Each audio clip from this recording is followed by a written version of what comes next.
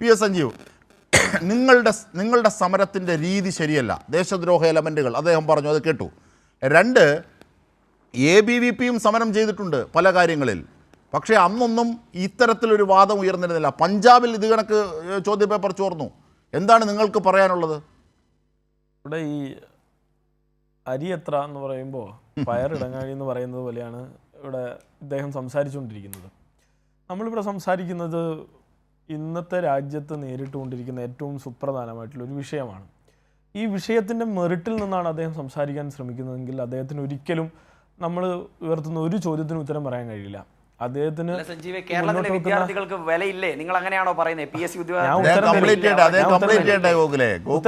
ഇന്ത്യയിലെ ഇത്ര 22 വിദ്യാർത്ഥികൾ മരിച്ചെടുത്താണോ ഗോകുൽ ഇങ്ങനെ സംസാരിക്കുന്നത്? നിങ്ങളെ ആളുകളെ പോലെ നിങ്ങൾ ഞങ്ങളെ അണ്ടർ എസ്റ്റിമേറ്റ് ചെയ്യുന്നു. കേരളത്തിൽ എത്ര പേര് ആത്മഹത്യ ചെയ്തിട്ടുണ്ടെന്നേ PSCയുമായി ബന്ധപ്പെട്ട്? എത്ര പേരുണ്ട്? എത്ര പേരുണ്ട്? എണ്ണം പറ. ഇന്ത്യയിലെ ഏറ്റവും കൂടുതൽ നിയമനം നടന്നിട്ടുള്ളത് എവിടെ? ഏറ്റവും കൂടുതൽ അതേ PSC ക്രമക്കേടിന് ഒത്താശ ചെയ്ത പിണറായി വിജയനാണ്.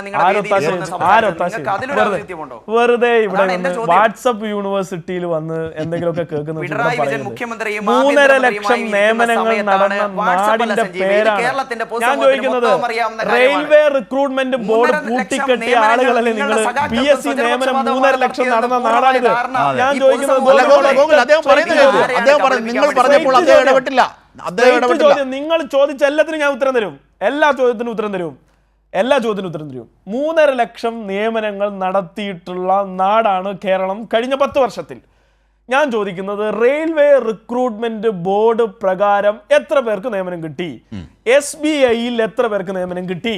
DRDOയിൽ എത്ര പേർക്ക് നിയമനം കിട്ടി? LICയിൽ എത്ര പേർക്ക് നിയമനം കിട്ടി? BSNൽ എത്ര പേർക്ക് നിയമനം കിട്ടി? ISROയിൽ എത്ര പേർക്ക് നിയമനം കിട്ടി? ഗോകുലെ ഇതൊക്കെ പോയി അന്വേഷിച്ചാൽ കിട്ടുക സാർ ഇതൊക്കെയും പ്രൈവറ്റൈസ് ചെയ്യപ്പെട്ടു, അതുകൊണ്ട് ഇവിടെ ഒന്നും നിയമനമില്ല എന്നാ പറയുക. ആ ഗോകുലാണ് ഇവിടെ വന്നിട്ട് പറയുന്നത്, ആ രാഷ്ട്രീയം പേർന്ന ഗോകുലാണ് ഇവിടെ വന്ന് പറയുന്നത് 3.5 ലക്ഷം മനുഷ്യർക്ക് ജോലി കിട്ടിയ ഒരു സംവിധാനത്തെ ഇല്ലാതാക്കണമെന്നും അത് പിണറായി വിജയൻ എന്തൊക്കെ ചെയ്തു വെച്ചിരിക്കുന്ന സംവിധാനമാണെന്ന്. ഈ ആക്ഷേപം ഇല്ലാത്ത വിധത്തിൽ ഏറ്റവും മനോഹരമായി PSC പരീക്ഷകൾ നടന്നിട്ടുണ്ട്. അതിനെ തകർക്കാൻ നിങ്ങളെപ്പോലുള്ള ആളുകൾ ഇറങ്ങിയിട്ടുണ്ട്. പക്ഷേ അതിനെ തകർക്കാൻ ഞങ്ങൾ അനുവദിച്ചിട്ടില്ലെന്ന് മാത്രമല്ല, അത് ഏറ്റവും ഭംഗിയിൽ കേരളത്തിൽ നടപ്പിലാക്കിയിട്ടുണ്ട്. പിന്നെ ഏതോ 2 പേരെ കൊണ്ടുപോയി ഇരുത്തി അവിടെ സ്റ്റേജിൽ ഇരുത്തണം എന്നൊക്കെ പറഞ്ഞിട്ടുണ്ട്. എനിക്ക് പറയാനുള്ളത്, അങ്ങനെ ഇരുത്തുന്നതിൽ ഏറ്റവും നന്നാവുക ഈ പണ്ട് വാജ്പേയി ഒക്കെ പ്രധാനമന്ത്രി ആയിരിക്കുമ്പോഴും ഇപ്പോഴും ഇപ്പോൾ നിങ്ങളുടെ ആളുകൾ ഇപ്പോൾ കുറേ കള്ളപ്പണം കടത്തിയിട്ട് കുറേ പേരെ നിങ്ങൾ പുറത്താക്കി, അവരൊക്കെ നടത്തിയ കുറച്ച് ഇതുണ്ട്, കുറേ കോടിക്കണക്കിന് രൂപയുടെ ഒക്കെ സെൽഫിയൊക്കെ എടുത്തിട്ട് നിങ്ങളുടെ ABVP പ്രവർത്തനമൊക്കെ പുറത്തു പോയിട്ടുണ്ട്. അമ്മാതിരി പണി എല്ലാവർക്കും ചേരുന്നൊന്നും നിങ്ങൾ കരുതരുത്. നല്ല കള്ളപ്പണവും ഈ ഇന്ത്യയുടെ അയ്യോ സെൽഫി പുറത്തു വന്നതാണ്.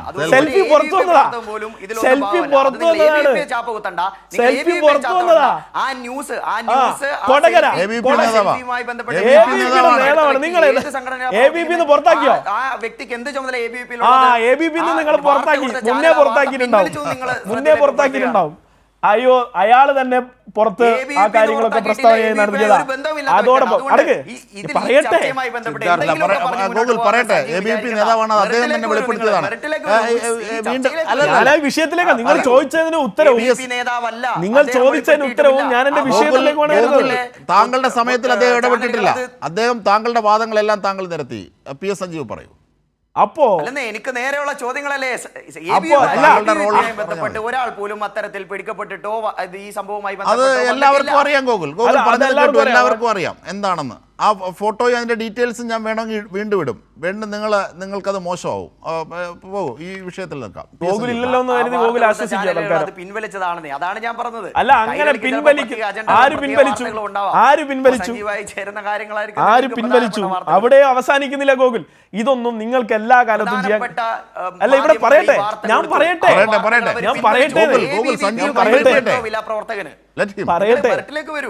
ഞാൻ അതിലേക്കാണല്ലോ വരുന്നത്.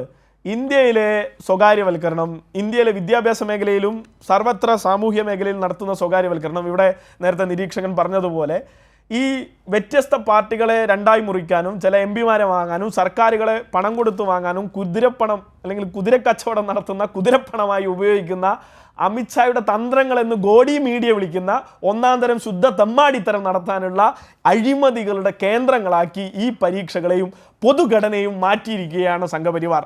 ആ സംഘപരിവാറിൻ്റെ മാസ്റ്റർ പ്ലാനിലെ ഒന്നാണ് ഈ നീറ്റ്. ഈ രാജ്യത്തെ സുപ്രധാനമായിട്ടുള്ള സാധാരണക്കാരിലെ SC ST OBC വിഭാഗങ്ങളിൽ നിന്ന് കടന്നു വരുന്ന വിദ്യാർത്ഥികളുടെ ഭാവിയെ തുലക്കണം, സർവകലാശാലകളെ ഇല്ലാതാക്കണം, പൊതുഘടനയെ ഇല്ലാതാക്കിക്കൊണ്ട് പൊതുവിൽ രാജ്യത്തിൻ്റെ പൊതു സംവിധാനങ്ങളെ ഇല്ലാതാക്കാനുള്ള ഒരു ഇടപെടലാണ് നടത്തുന്നത്. അതിൻ്റെ ഭാഗമായാണ് ഈ നീറ്റ് പരീക്ഷയും അട്ടിമറിക്കപ്പെട്ടത്. ഞാൻ ചോദിച്ചതിന് ഒന്നും ഉത്തരവില്ലല്ലോ. നീറ്റിൽ CBSEയുടെ വിഷയം, UGCയുടെ വിഷയം, CUETയുടെ വിഷയം, അങ്ങനെ പൊതുവിൽ രാജ്യത്ത് നടക്കുന്ന പ്രവേശന പരീക്ഷകളുടെ പ്രശ്നങ്ങളെക്കുറിച്ച് ഞാൻ ചോദിച്ചപ്പോൾ ഒന്നും പറഞ്ഞില്ലല്ലോ. അതിൻ്റെ വിഷയം എന്താണ്? ഇപ്പോൾ ഞാൻ പറഞ്ഞു കോംറ്റിൻ്റെ വിഷയം, അതിനെക്കുറിച്ച് മറുപടിയില്ല. ജിയോ യൂണിവേഴ്സിറ്റിയുടെ പ്രശ്നം, ഞങ്ങൾക്ക് ഇൻസ്റ്റിറ്റ്യൂഷൻ ഓഫ് ബ്രില്യൻറ്റ് എന്ന് പറഞ്ഞാണ് IIT IIM ക്യാമ്പസുകൾക്ക് പ്രിവിലേജ് കൊടുത്തതുപോലെയാണ് ജിയോ യൂണിവേഴ്സിറ്റിക്ക് അന്ന് പ്രകാശ് ജാവേദ്കർ മന്ത്രിയായിരുന്നപ്പോൾ 2018 കൊടുത്തത്. അതിനെക്കുറിച്ച് നിങ്ങൾക്ക് അഭിപ്രായമില്ലല്ലോ.